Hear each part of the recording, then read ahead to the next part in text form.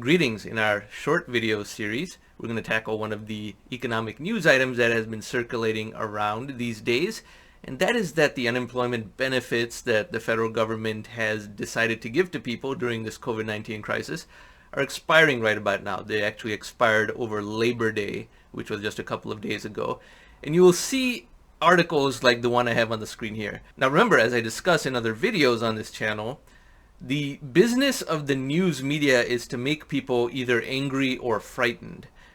The economics of the news media work that way. It's not like someone decided that that is how it was going to be. It's just where they found they could make more profit, and that's been the case for so long that some of the younger people who work in the news media industry just cannot envision it being any other way.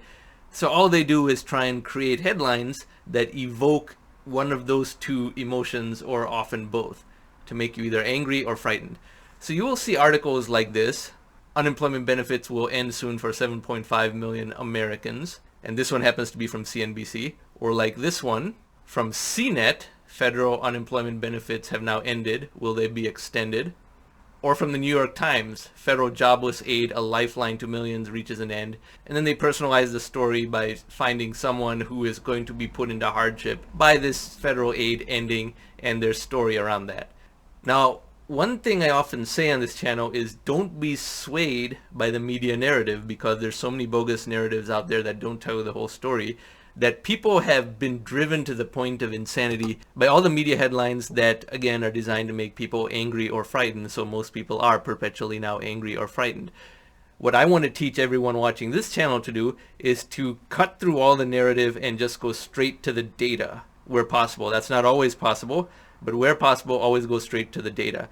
And fortunately, there is a measurement that the US federal government puts out to tell us about how many jobs there are and how many openings there are. And this is distinct from the unemployment rate. It's called the Job Openings and Labor Turnover Survey, or JOLTS. That's a catchy acronym.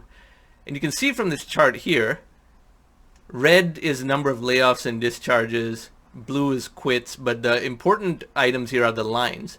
Yellow is the number of job openings at a given time, and blue is the number of hires. When the labor market is weak, the blue line is a little bit more than the yellow line.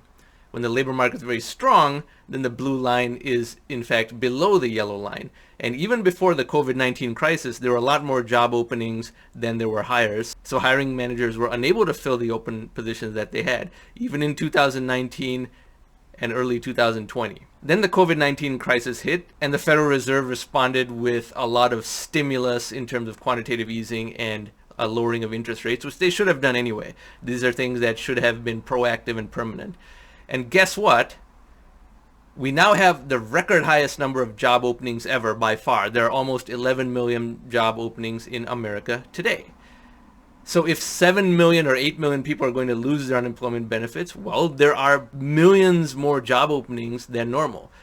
It was always normal to have 4 or 5 million job openings, but here we have 11 million, which is 5 million more than the $6 million number. And the number of hires in this blue line is only here, about 6.5 million. So now we're at 4.5 million more openings than hires. Those unemployment benefits should end because a lot of those people should go back to work. There are a lot of job openings out there. There have never ever been this many, in fact. Now, it's true that there isn't a 100% overlap between the jobs eliminated by the coronavirus crisis and the new types of jobs that exist, because certain in-person service jobs are still very restricted because of quarantine considerations, whereas jobs in technology have risen more and more, and with that, even other jobs that people can do entirely from their homes. Those types of jobs have increased a lot. So there is not a 100% overlap. But this is the data to actually look at. When you see a news headline item like that, you should tune it out, because there are 11 million job openings, or 5 to 6 million more than normal, in the United States right now. So a lot of the people who are losing their unemployment benefits should just go back to work. Now, I'm going to add another point to this related to my Atom publication. Actually, this unemployment compensation shouldn't even be done at the fiscal level and paid for by taxpayer money. the quantitative easing the Federal Reserve itself does should be given to people as direct cash payments and should be given to people whether they have a job or not in equal amounts. It would not be a huge amount. Anyone with a good job will not quit it just because they're getting their share of the Federal Reserve payouts. But since Federal Reserve money printing has to be done anyway, it has to keep rising year after year for reasons I explain across this entire channel. It halts the technological deflation, and it needs to be done just to stay apace with that deflation. It will not cause any aberrant inflation.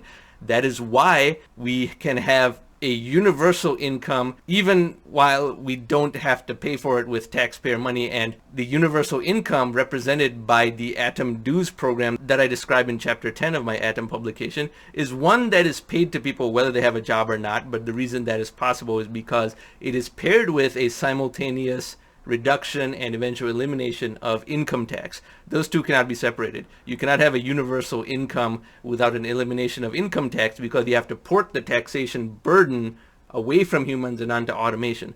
Once you tax automation effectively, or more accurately, monetize technological deflation, you can eventually lower the tax rate on humans while paying humans a universal stipend that takes the form of equal payments of cash to everyone because the Federal Reserve has to make those payments anyway.